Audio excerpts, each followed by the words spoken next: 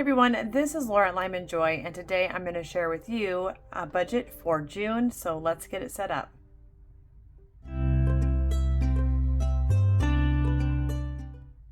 Hey everyone, this is Laura at Lyman Joy, and today I'm going to get my budget all set for June so that I can really step into summer really well and get things all mapped out before those kiddos get home in a week and life gets busy. For those of you that don't know me, I am Laura at Lyman Joy. I'm a wife, a medical coder, and a mom of 6, and I'm on a journey to become debt-free and break generational cycles of debt so the next generation can live and give like they were meant to. So if that interests you, then I love for you to be a part of the Lyman Joy community, finding freedom, building wealth, paying off that debt, wherever you are at in that journey. Hit the subscribe button so you can be a part of this community, and hit that bell icon so you'll be notified every time I put out a video, hoping that it will inspire and keep you going on your budgeting, debt payoff, and wealth building journey. All right, let's get straight into the budget today. I got part of it already all mapped out, but first, of course, a quick drink of my coffee because I think I'm coming down with a little cold and I want to make sure I'm able to talk to y'all the whole time. All right, so straight into today. If you don't have a budget set up, if this is your first one, grab that pen and paper. It doesn't really matter which planner you're using. The concepts are pretty much the same. You're gonna start with an overview. All right, I don't care if this is your first time or 20th time, I think it's still good to always do an overview. Every time I stop this step, I notice there's always a hiccup in my actual budget. I don't know why, but we need to see the full picture, the broken down picture, and how it went picture. So this is definitely a step number 1 in your budget. All right, plan out when you're gonna get those paychecks. This is when I'm gonna get mine. I got one on the 1st, 5th, 7th, 19th, and 21st. Decide how many cash stuffings you're gonna do. I do 3, so I'm gonna do one for my first paycheck. I'm gonna combo my second and third paycheck and my 4th and 5th paycheck, making 3 cash stuffings. But before I even begin on my budgeting, all my bills and everything else that I need for that month, I need to think about what is happening in the month of June. And so for me, the unique things I'd like to consider is this is the last week of school for my kiddos.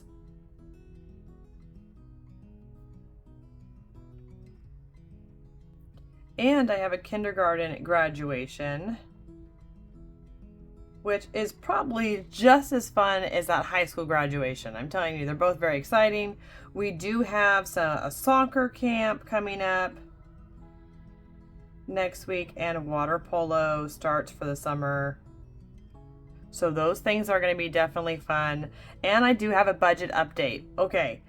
So my mortgage has gone up from $2,450 is what it was to the new $2,700. And this went up because here in California, the insurance has been crazy on houses, and especially like fire insurance and all these things here. We've had tons of fires, tons of problems, making our insurance totally skyrocket with inflation. And so it jumped all that just for the insurance of my house on my mortgage. Totally nuts, totally crazy.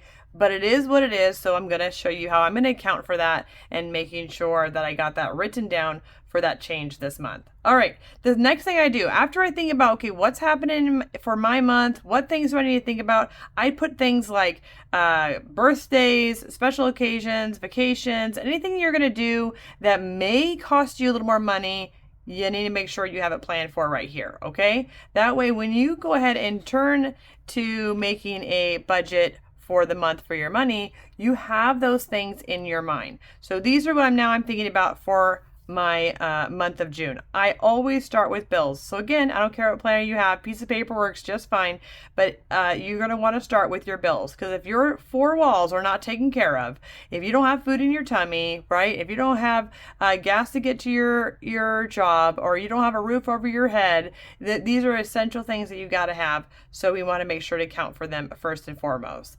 I project how much money that I think I'm going to get paid, and the minimum I will get paid based off of what I think how many hours I can work. I'm hourly, and the set amount of money that my husband will make because he's on salary is going to be $11,000 now 700. And for those of you that just saw that number and you're new here and you're like, hey, I'm at like so much less, I don't even think this budget's going to work for me, stop that. I have been at from as low, low as low, to all the way up to where I am now. And it's because I started at the $2,000 a month, then the $4,000 a month, and on, that I even got here. If I didn't start budgeting then, I would not be where I am now. Because when you budget, it helps you plan. And when you plan, you plan for success. It actually happens. Okay. So I don't care what this number is. You can still do the same thing. Now write down all your bills and include in there your groceries and gasoline, because you're going to eat and you're going to drive. And if you don't have a car and you don't drive, then make sure you have that bus fund or whatever that public transportation amount is on there. All right. Now that you got that, let's go through and make sure we have the right amounts written down in these categories. And what I do is I make sure to go through the very last step, which I think is the most important step of a budget refinement. And I look at my closeout from last month. So last month, let's see here. Oh, we'll go all the way to the front here. I went ahead and put the actual numbers that I ended up with at the end of the month. If it was over, it would be in red, and then I would change that amount this month. But as you can see, all these bills were exactly the same. I actually saved some money in these areas or paid a little extra towards something that I wanted to, and so everything was good last month. So we're going to keep these numbers exactly the same, except for, of course, that mortgage that I was telling you about. All right, so first off, I always start with tithing, and my tithing this month will be $1,287, or it might change based off of the actual numbers that I make, but we'll see that at the end of the month. Groceries, I budgeted for $800 last month and we were able to stay within that. So I'm going to go ahead and do that $800 again this month. It is getting harder and harder with inflation. So I am absolutely going to be doing that reverse grocery shopping that I had shared a while back. It is really what saves me the most amount of money. And then anything that I have left over, I kind of put in a grocery fund, and then I do bulk shopping, which you'll see because I added in a yearly and bulk shopping envelope in my cash stuffing stuff. So I will put money in there. You'll be seeing that ongoing from now on, which I've been doing off camera. I'm going to now show you more on camera so you guys can save and find the benefits there too. Gasoline, I had budgeted $700 last time. I didn't use them all. I'm actually going to drop it down to $500 because my husband is a teacher and he doesn't teach in the summer, and he's driving like 30 minutes to work every day, so that'll be helpful to save some money. Here's that mortgage. We're going to put up to $2,700. Dyslexia school is an all-around year school, so $795. We'll keep going for the summer. Banfield for Mr. Coda is going to be that $40. And I'm so thankful to have it. I need to get him to go in and get his nails trimmed and get groomed, but also get that physical and make sure everything's good with him. He has some ear issues sometimes. So having that preventative care at Banfield is so great. I absolutely love it. Vivint, which is my security system, is going to continue at $17. My donations are going to stay at $80. And this I pay for like Illuminations, which is a Bible translation company that I love to support, and also for BTC, which is something here in California that helps combat sex trafficking. That's actually really prevalent all over the United States. In fact, it's really getting a lot worse. So if you can support wherever you are locally to stop that happening and protect our children, I just encourage you to do that. All right, cable is going to get that 100. It's been 100, stays the same. I got my subscriptions. That's all of them added together. I just make sure to lump them and pay them at the very first paycheck, so they're paid instead of having to like figure out when they come out. And my Capital One electric bill is going to be $250. And if you're new here, what I do is as I'm paying off debt, I pay off the credit card and then I put on a bill that is reoccurring on it. So for this is my electric bill. It's $250 every month. So I go ahead and I put it pays on the first of the month with that credit card, Capital One. And then just a few days later, my auto bill pay from my bank pays that bill. So no interest is ever accrued. But if I have points, yes, I get to make those points still. And my credit is really looking good because I have quite a bit there and it's staying open and I'm getting all those benefits. I do not touch that card. I put it away in my safe. I don't have access to it. It's not saved on any of my phones or devices, so the temptation is not there. But do know yourself. If you're too tempted, you're going to go back into debt, then cut it up. Only do this if you're the type of person and you know the truth if you can handle it or not. If not, please cut them up and don't do that because you can get yourself back into trouble. All right, my phone bill is going to be, let's see here, $306, and that is for 3 of my phones. So, and then I got student loan is going to be $460. Car payment is still the same. All right, my ECU bill, which is really just a credit card that I paid off, and I left $100 on there before so I could get myself some time to put another bill on there. But I haven't had a bill, so I'm not sure if I am going to. I tried to contact some of them, like so some loans, like they won't, like student loan, won't let you do the credit card revolving thing. So I may put my subscriptions, donations, or something like that on there that's revolving that I can do. I just haven't had the time to do it, but I will. City car insurance, which is my car insurance on this paid off city bill, is, let's see here, $320. And then my Home Depot is $30. And my Kohl's city card $30. There's nothing really on there. Again, I just left money on there to kind of keep it revolving.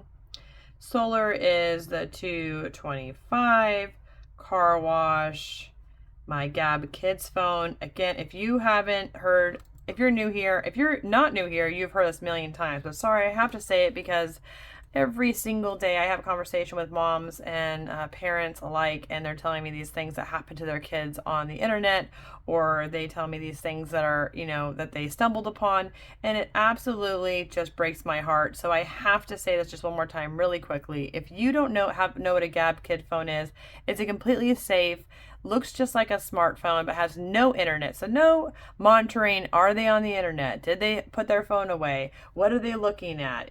Do you have the alert system set up? Is it working correctly? Are they getting around it? Like all those things I had struggled with for years, and of course my kiddos have done really well with it, phones, but I still have just seen things happen, and so because of that I want to be vigilant with it. But with the Gabb Kid's phone, I can just take a breath and not worry about it because it looks like a smartphone but doesn't have the internet, and so they're completely safe. I can still talk and text them, and it will alert you if any kind of texting that happens isn't correct. So I absolutely love it. It's worth the investment. They even have smartwatches if you just want to send your little one with a smartwatch that they can go to school with, that you can say, hey, I'm outside, mom's here, whatever.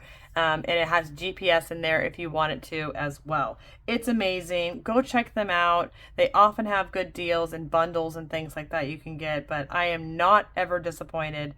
It's been great. They even have music on there if you want to pay an extra, I think, $5 for the music bundle with that.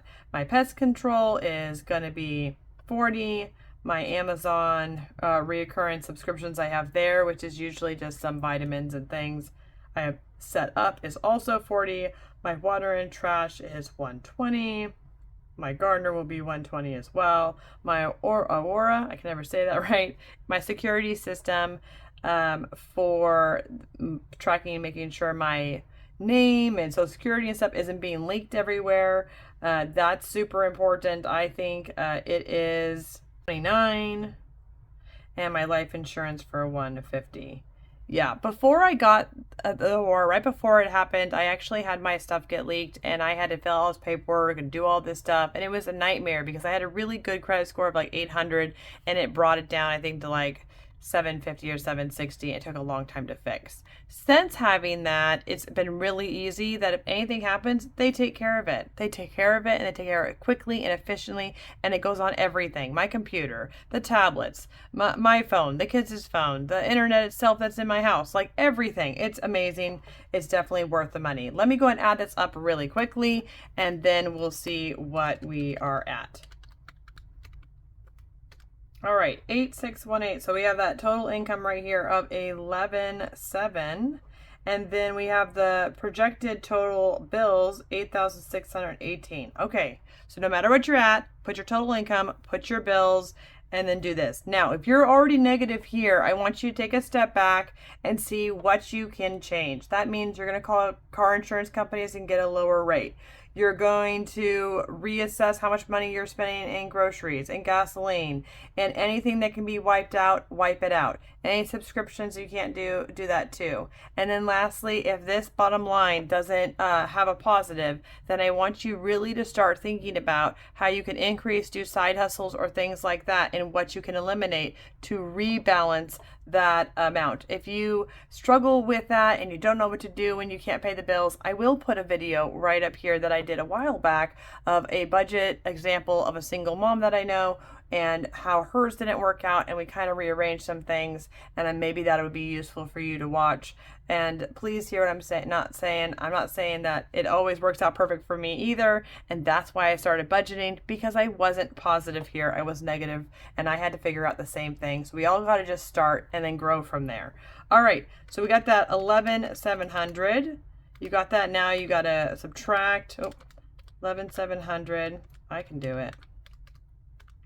And 8618. Now we have that 3082 is what I'm working with. So whatever you're left with, then I want you to go ahead and think about your debt or your wealth. If you're not in a debt building, how much you're going to put towards your investments, because if you're out of debt, you should be investing.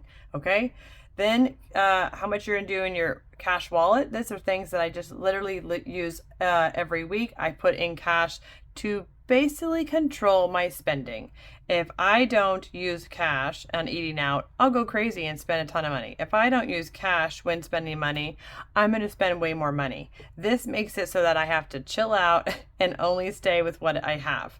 Then my sinking funds are things that trip me up. I don't necessarily have to pay them every single month, but if I don't account for them now, I'll end up going negative and putting it on a credit card later. So that's what that is. And then long-term savings for even the bigger things down the road that you'll see when I do savings challenges, usually about once a month. So stick around for that.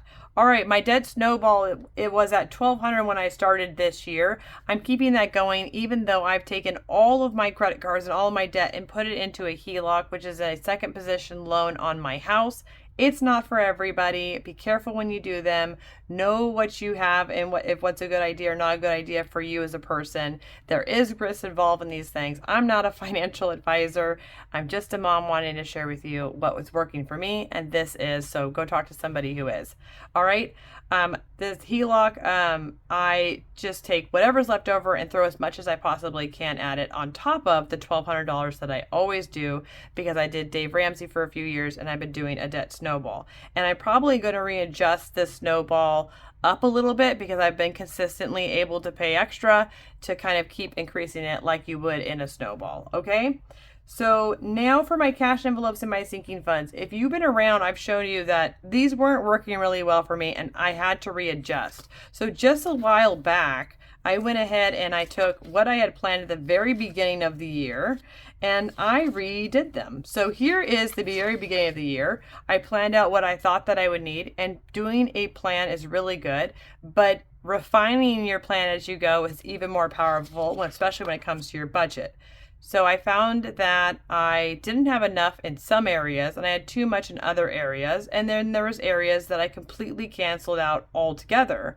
So these are the new monthly amount that I need every month to make sure I have enough money for me and my family, but it's as frugal as possible because we're in a debt spending for us. Okay. So I'm going to go ahead and fill these in right over here. So I got eating out is going to be 75. That's for the whole month. I'm planning not to spend any more on eating out than that. That's about one time a month that my kids and I will be going out. Date night, again, that one date night for 50. Kids, I've decided to eliminate this category, so you probably won't see it going forward because it should be included in other stuff. It was kind of redundant because I have childcare already. I have fun for the family already. I have spending that I could spend money on them. I already have that stuff. So spending looks like I'm going to do 25 for me and my husband's going to get 25. So I'm going to get 25 a month and he'll get 25 a month. And then for fun money for the family, we're going to do 40 a month. Miscellaneous, oops, I forgot to budget for. I am going to do that 15 because I never want to maybe not have a little bit of a buffer. And childcare, okay, here's the thing is I do need $450 a month normally, but my husband's off for the summer. But then I'm also going on a missions trip in July, and so I'm going to need some money saved up to help pay some people to help me with my littles that were just a little bit too little to go far for travels. So I've decided to kind of cut it down just a little bit, and we're going to do 300. So I still have that money going, but maybe not as much as I had planned for when I'll have to go back to that when my husband goes back to work. All right, now for my sinking funds. We readjusted those. Here's the beginning of the year. I went through this, and if you didn't see that, that video where I talk about how it wasn't working for me and how I changed it and what I'm doing now going forward. If it's not working for you and you're in the same boat, I'll put that video here because it was kind of revolutionary for me to realize I just need to change things, and I'm happy that I did. All right, my monthly amounts for this looks like car registration and pet care are both 90. So let's put that here. All right, we have health, and my birthday is 60 and 175 a month. School and haircuts is going to be 290, so 200 for school. And this is so high, honestly, it won't last all year long, but I wanted to make sure to have enough for school fund in August. And so I did not project that one correctly at the beginning of the year. So that's why I kind of readjusted that one. And I'm excited because I should now, if I project right, have plenty of money for the kids to get new clothes, backpacks, whatever else they need for school. Clothing is going to get $70. All right. Okay. So let's see what that leaves us with. So again, we're gonna go back here. I had $3,082 left over. I like to put that right here, $3,082. Okay. And now we're gonna kind of go through. Let's see how much money we have in cash envelopes.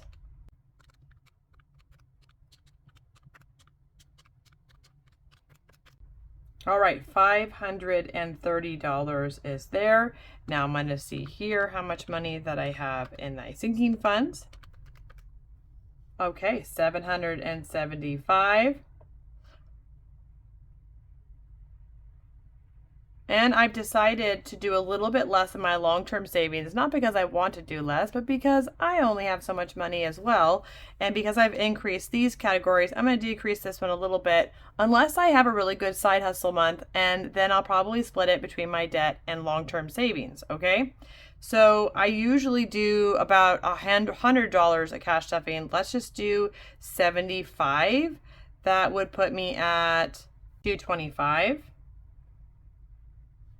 So that'll be just 75 a cash stuffing, okay, if that makes sense. So 225.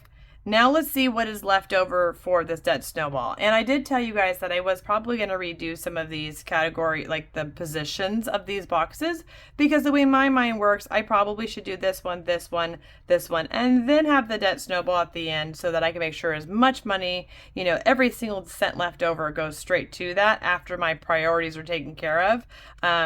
But I haven't had quite time to do that yet, so hopefully here soon I can get us a little updated on the budget here. All right, let's go and do the 3,082, right? We're going to subtract our cash envelopes and my sinking funds amount, my long-term savings, and of course the debt snowball that's going to go there, leaving me $352, okay? Let's see here. So after bills, we have $3,082. Then we have our debt snowball of $1,552 is what I'm hoping to do, or hopefully a lot more.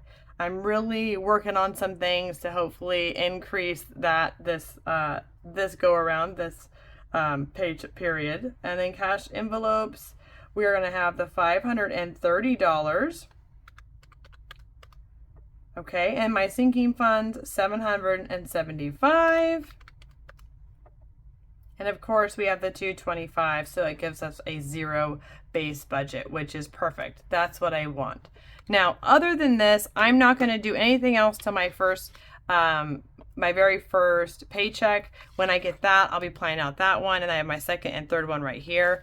But I do want to point out that it is important to start to think about my weekly check-ins. So planning that, what I do is I go usually from like Sunday to Sunday. But because this month starts on Saturday, I'll just do that. So we'll just do an extra day. We'll go from the 1st all the way until the next Sunday on the 9th, right? And then I'll go from the 10th all the way till the next Sunday on the 16th. Then I'll go from the 17th all the way to the next Sunday on the 23rd. And then I'll go the 24th all the way till the 30th. So we won't have a 5th week this time. I could have done one day here, but I feel like that's just silly. Okay. So these are the kind of weeks I'm going to be these are the dates I'm going to be checking in. And I want you to put down not just the same thing I am, but what are your pain points? Where do you misspend every single month? That's what should be on this paper. So for me, I always in the past overspent on groceries. So that one's the one for me. And for some reason, I always overspent on gasoline too. I don't know if it was just that I did not budget well or what, but I always had a pain point here. And then I always had this like extra spending that should never exist because I didn't budget for it. So I have that there as well. So those are my pain points. If you have different pain points, for instance, if eating out is your pain point, maybe that should go here so that you're checking in every Sunday or whatever day you choose and going, oh my goodness, I spent blank amount of money all week. I need to cut back and chill out, right? That's what it should do for you. If you with if you have a husband or a partner, you make sure you sit down and have that conversation at least once a week, even if it's only 2 minutes, like, hey, did you know we spent this much money in eating out? Let's do better next week. All right. Most of the time you'll be on board because nobody likes to waste money on things that they can't show for, right?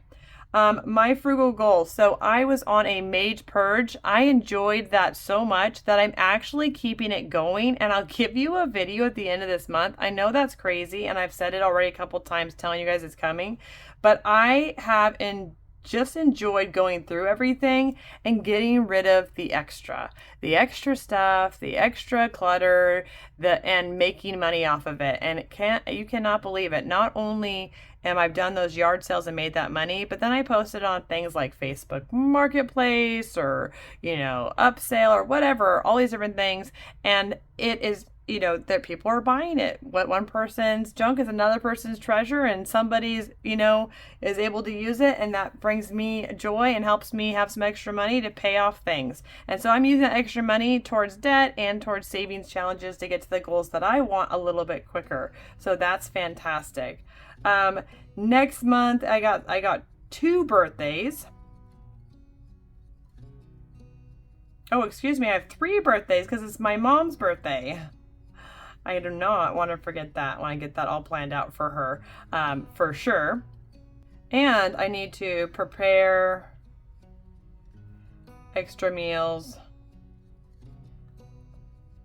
for my trip. So when I leave my kiddos, if I ever do, which is so rare, this is probably the second time in their entire life, I want to stock the fridge so nobody feels extra burdened to making a bunch of food for a bunch of kids. They can just pull it out, pop it in the oven, or put it in the crock pot and call it a done deal. So I'm going to prepare all that. Those are the things I have going on this month, but it is exciting. I think summer is fun. It'll be bustling and busy and just the way that I like it. All right. That is it. That is the goal this month that I have going on. I don't know where you are in your budgeting journey. I love to hear below if this is your first time or you're fairly new, or you've been doing this a long time. And if you have a really good piece of advice about your budget that you found out wasn't working and you changed and refined it to make it work, I'd love to hear about it, because here I want to sharpen one another. I want to become better at doing my budget. I want to help you all to become better at doing your budget, and that we're all thriving in our journey at our place that we're at. All right. If you need to figure out those sinking funds a little bit better and make sure you can plan them out for the year and you don't know how or where to start, well, I'll put that video right here. And remember, find joy in your journey, and I will see you next time.